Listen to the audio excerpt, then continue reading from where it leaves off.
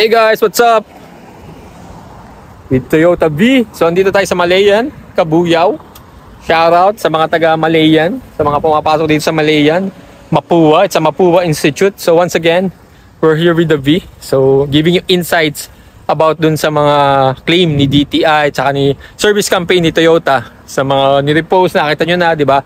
Avanza, Veloz, and Race. Because this is partner with Daihatsu, with Toyota, di ba? So yun, yung may mga kailangan palitan. So lahat naman ng cars may mga flaws, and yun nga, ang kagandahan dito, hindi naman siya talagang serious. I mean, to the point na hindi mo talaga magagamit yung unit. Once again, so I'll give you more details.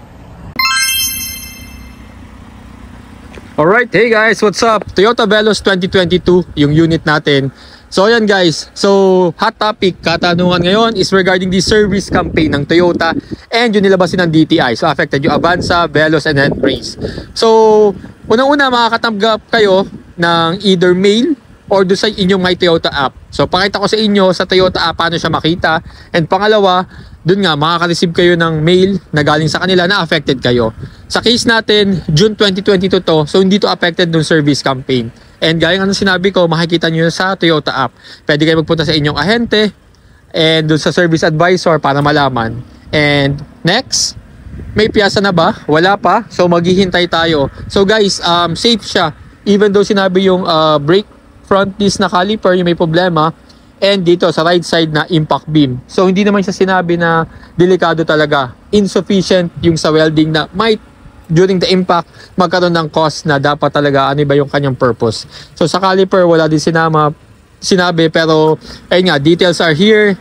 Straightforward naman guys, hindi ko na i-elaborate, pero yon. So at our case, hindi affected yung ating Toyota Veloz. So luckily, pero sa mga affected, maghintay na lang kayo sa Toyota once na sinabihan kayo that yung piyasa is available na.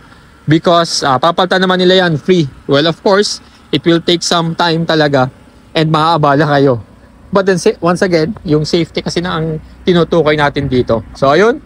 So sa case natin, di tayo affected. And pangatlo, may bago kasing nirelease si Toyota ngayon. So punta tayo sa loob.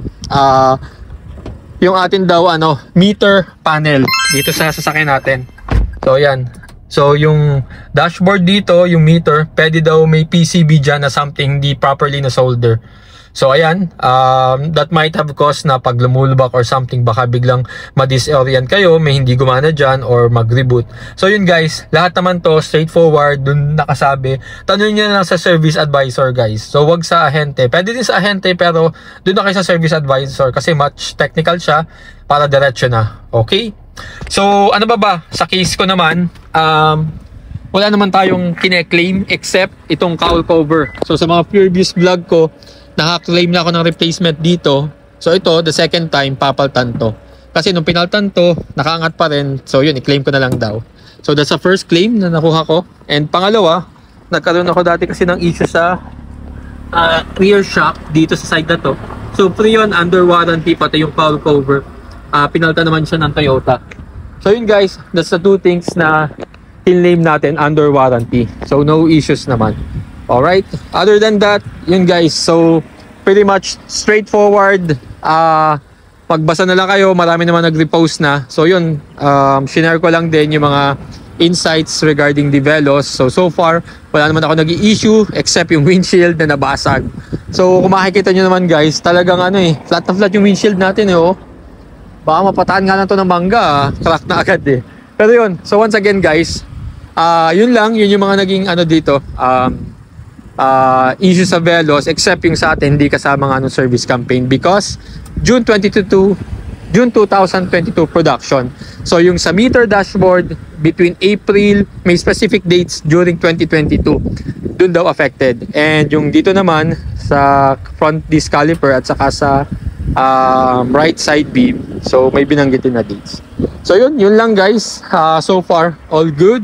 Okay, so yun guys, thanks for watching. Once again, please like, comment, and subscribe for more Veloz episodes, experience, at saka yan, mga real life stories natin sa ating Veloz. Okay? Bye!